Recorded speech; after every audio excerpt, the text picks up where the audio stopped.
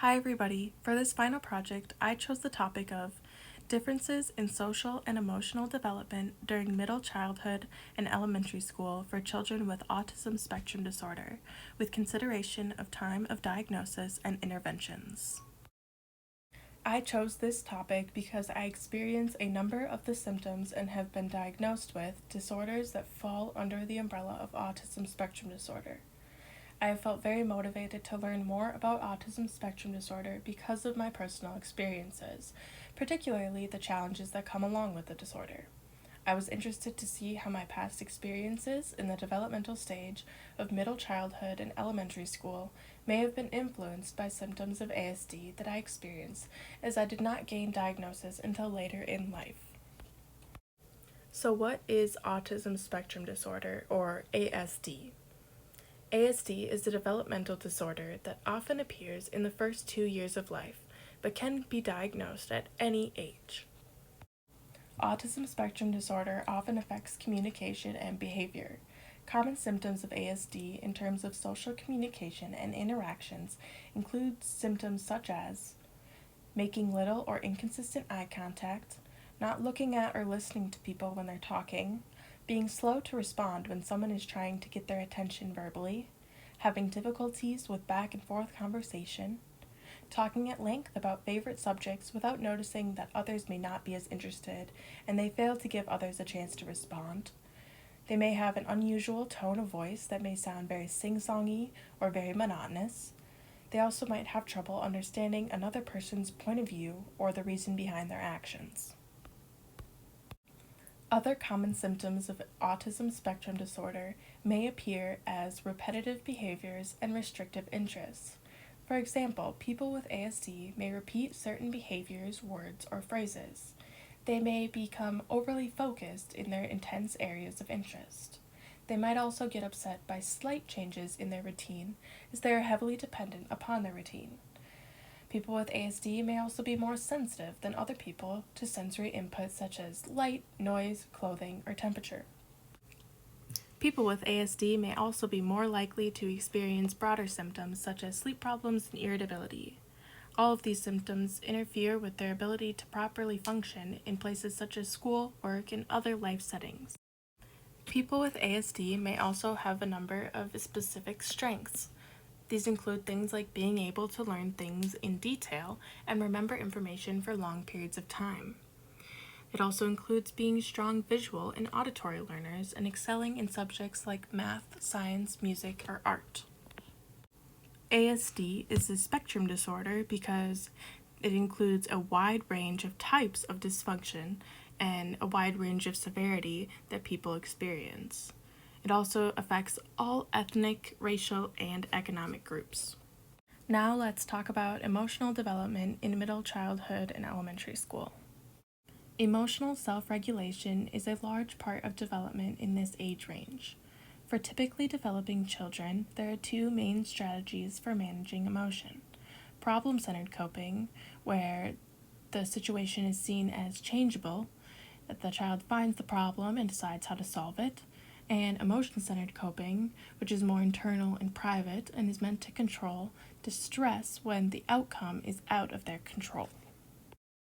In this developmental stage, children learn how to regulate emotions in a socially approved way by interacting with their family, instructors, and peers. This development is shown through the increased preference to express their emotions verbally. They start to show concern for other children's emotions, and the children that develop this skill are seen as more well-liked amongst their peers. They work better with other people and are more helpful and all-around socially responsive. This is also the developmental stage when children develop emotional self-efficacy, meaning that they look at their feelings as though they are in control of them. They tend to have an optimistic outlook on life.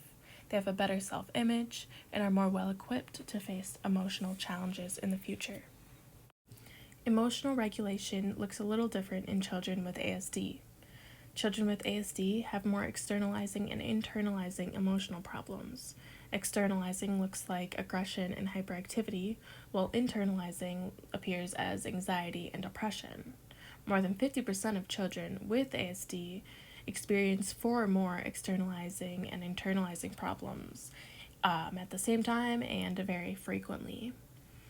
This impacts the children's quality of life and their overall well-being. Children with ASD tend to use more maladaptive emotional regulation strategies when they're experiencing frustrating situations. They use tactics like venting and avoidance. Emotion regulation deficits are also found in adults and adolescents, suggesting that emotion dysregulation is a lifelong issue for some people. Family practices such as parenting styles can influence the emotional regulation in children with ASD. In general, high levels of positive parenting behaviors were associated with lower levels of child externalizing behaviors in typically developing children, as well as children with ASD. To help children with autism spectrum disorder develop emotionally, there are a couple topics to consider, that being emotional transmission and parent co-regulation. Emotional transmission refers to the emotions of a parent or another family member having a great effect on the emotions and behaviors of the child. This can also be found in reverse. Parent co-regulation refers to a parent supporting their child's emotional development by way of emotional and motivational scaffolding. This is attempting to try and help regulate the child's emotions by working with them. Emotional scaffolding refers to making the task a positive experience for the child and using sensitivity towards the child's emotions, sharing in their positive emotions, and valuing the child's role in the task.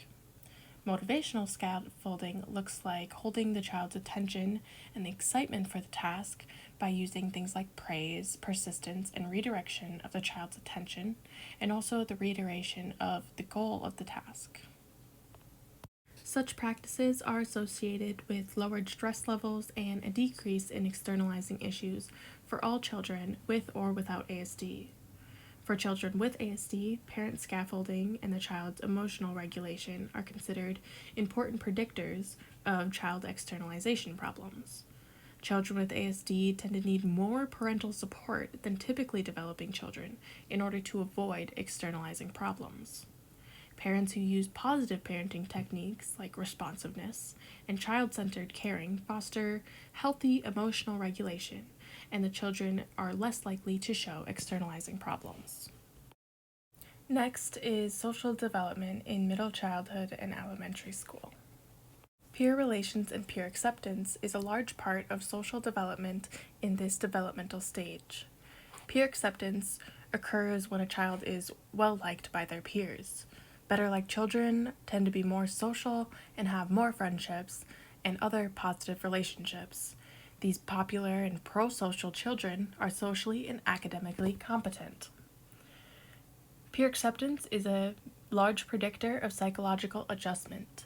Children that are rejected by their peers are more anxious, disruptive, unhappy, and have lower self-esteem, as well as many other emotional and social problems. This is strongly related to poor school performance, feeling lonely, and avoidance towards school. When compared with typical children, children with autism spectrum disorder have poorer quality of friendships as well as having less of these kinds of relationships.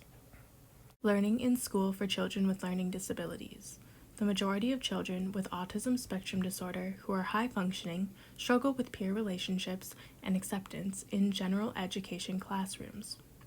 While a small percentage of them do find social success, kids with autism spectrum disorder tend to be on the outskirts of the classroom social networks. These children also tend to have friendships that are poorer in quality than more typically developing children, as well as their friendships are less likely to be reciprocated. Parents and professionals tend to push for children with autism spectrum disorder to be taught in general education classrooms. They typically do so because this includes them in the mainstream, and they learn their behaviors from the modeling of typical peers. Having a peer social model is important for the encouragement of skills not addressed by interventions. This also allows them to learn and accept and appreciate others that are different from them. Inclusive classrooms may not be fulfilling the goal of children with autism spectrum disorder mixing into the social structure of their typical peers, possibly even yielding social risks. Children with ASD may be at greater risk for peer rejection if they are high functioning, because unlike more impaired students, their disabilities are not as noticeable. The inclusive classroom setting may be overstimulating and lack the support that children with ASD need. This might lead to dependence on the adults in the classroom. Time of diagnosis and intervention for children with autism spectrum disorders. When developmental delays and disabilities are of concern, it is important to seek diagnosis early so that intervention can begin early as well. Early intervention is crucial to recognize symptoms of ASD and give parents the tools necessary to support their child and encourage healthy adjustment. Early intervention is great to increase communication and social interaction skills, to decrease problematic behaviors before they become habitual. It is helpful for relationship development and relationship longevity. It is also essential for building social skills necessary for success in society. Many families fail to adhere to the American Academy of Pediatrics recommendation for a universal ASD screening at 18 to 24 months well-child appointments, and for those with positive screens to be referred to early intervention programs. The Part C early intervention system is a possible solution for this lack of adherence. Part C programs are funded by a federal grant that helps provide birth to age 3 services to families of infants and children with developmental disorders.